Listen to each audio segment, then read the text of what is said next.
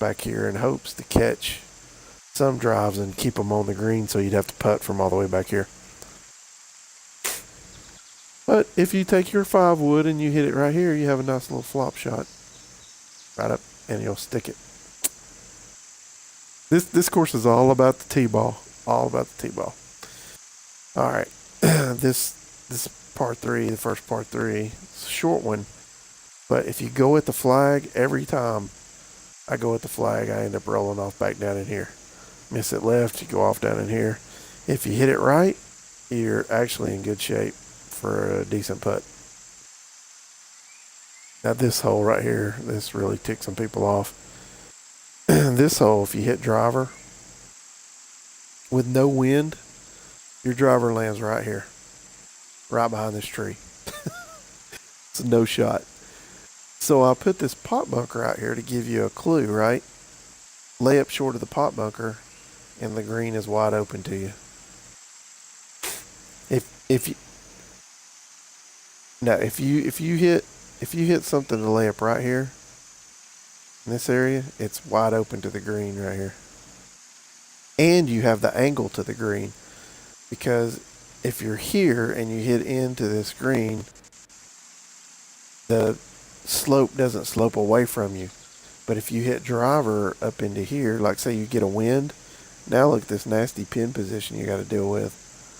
You got the slope right behind you, right behind the pin.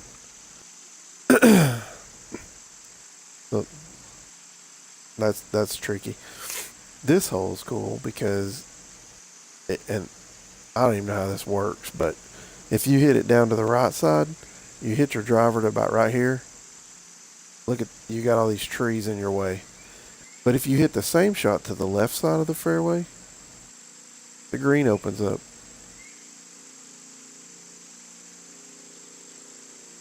Pretty cool how that works, but it does. Because you hit it there and you're screwed, and you hit it over there and you're wide open. Then the next par three is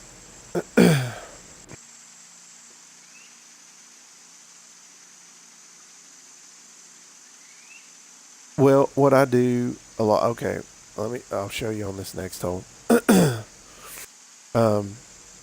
But yeah, angles and distances. Now this one I didn't do the heavy rough around the tee boxes too much, because I like that grassy look right around the tee boxes, so I left it. But I did it down here on this hole, around it. And I put this pin over here, just tucked it over to the left.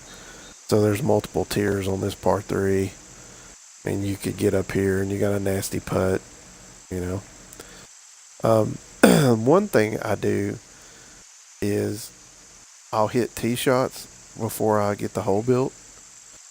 And I see where the ball lands, and then I notice the yardage from the flag stick, right? So then I go use the measuring tool and measure back to where that tee shot landed or ended up, so I kind of know where I can place bunkers. Does that make sense? See how these are? So I hit shots to these areas to figure out, okay, if you hit a driver, or I think it was a 3-wood or driver or something, you could end up right here. You could get maybe to there, but your ball's going to land back here in the bunker, so I'll put that bunker there. So if you want to be aggressive and hit driver, you'll have a little short shot in there, but you got a big chance of going to the bunker, or you can lay up over here. And if you lay up over here, you got a much better angle of approach back to this very back pin.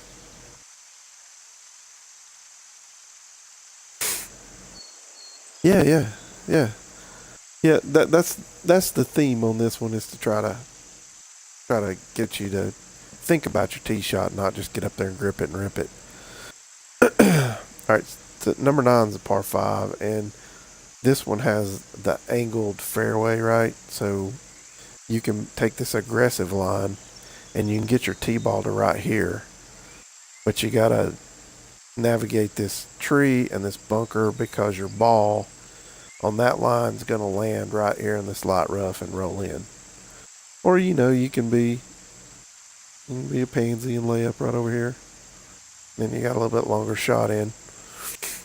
But then I made number 9. I just made epic bunkers on around 9 green. It's it's just Bunkerville. You'll see it once the delay catches up. Well, I was saying earlier, like the bunkers always look better from the angle that you're not playing. I don't know why that is. Yeah, yeah, yeah. So it's just like when you're out here, it's just a bunch of scattered bunkers.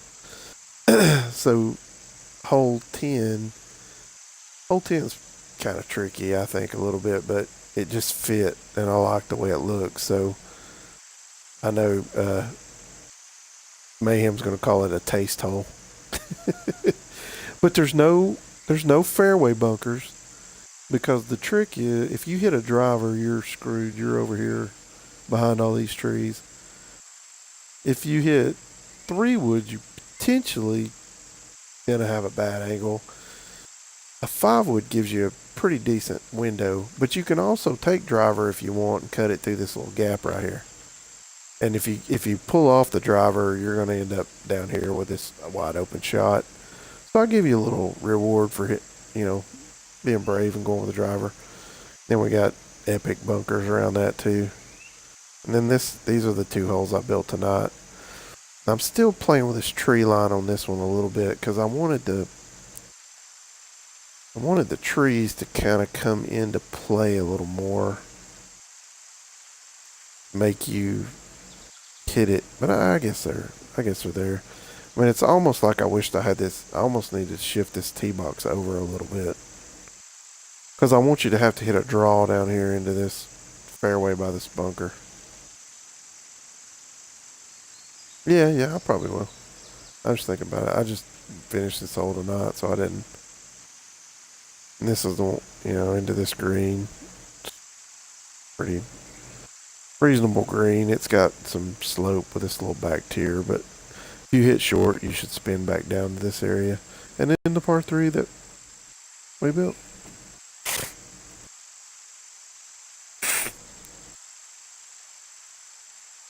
Yeah, yep, yep. But I do a wider flatten, like, I'll show you what I mean. Okay.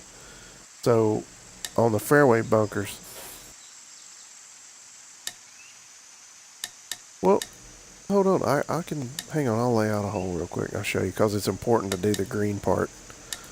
All right. So, um, this side we don't. The next hole is probably par 5, and I'm gonna go back to the clubhouse with this guy. And I'm making this course like tight, like a normal course would be. So the holes run together, run back and forth with each other. All right, so there's 300, 287, and then we'll go slide dog leg up through here. 450, 480.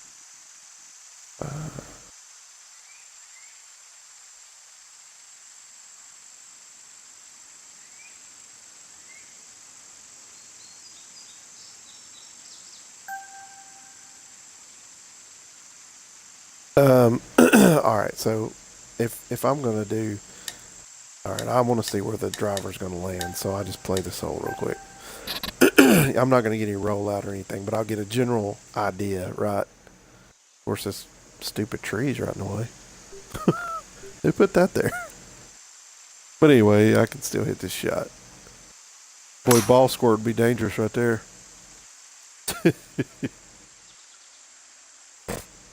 Yeah. All right, so notice once it lands up here, notice we have what do we got? 207 yards in, or no, we got 281 in, right? All right. Now this is a little different on par 4s, of course, but so I know with no fairway, I'll hit it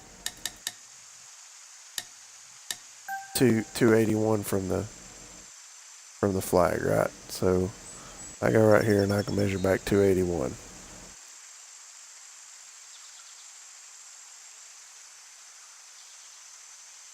Now I know once I add fairway in, it's going to roll a little bit further right. But this can kind of give me my general idea.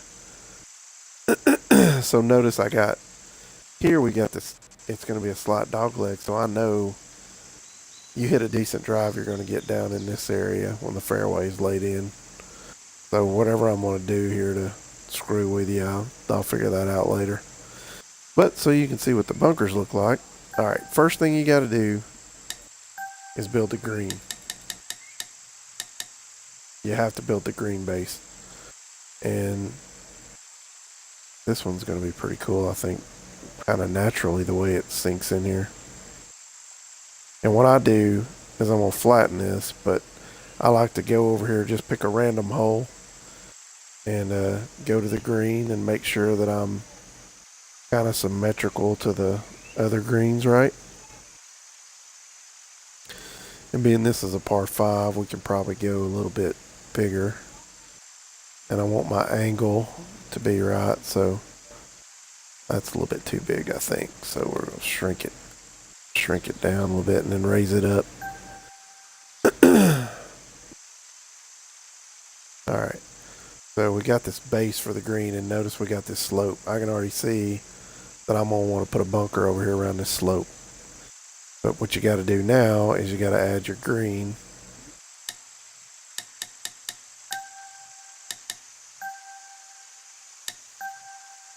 All right. So this one, do this. I can work it out here kind of close to where the edge of the base is.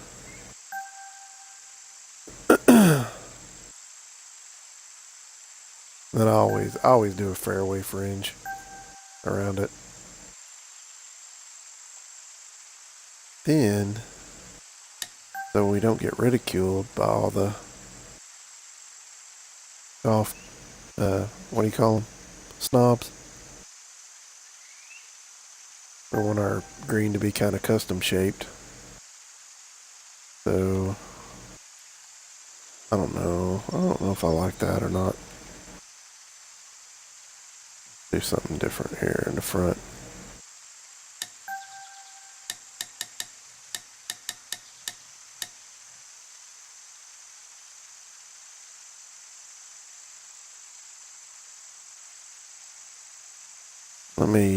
And a lot of times I'll take my shape and I'll go back to another green and kind of measure the size of it and see, because I don't want to be like ridiculously disproportionate, you know.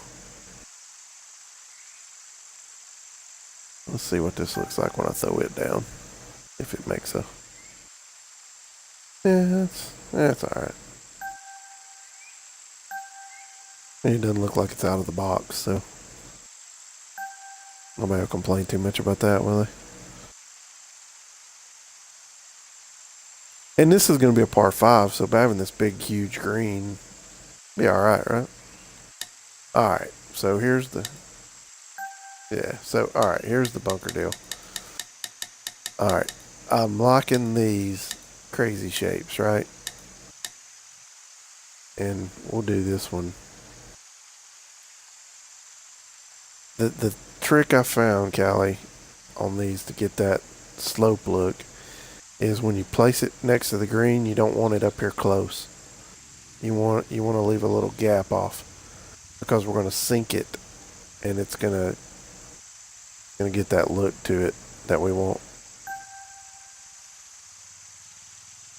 And then, yeah, that'll probably be all right. See, I'll do this little scattered bunker deal.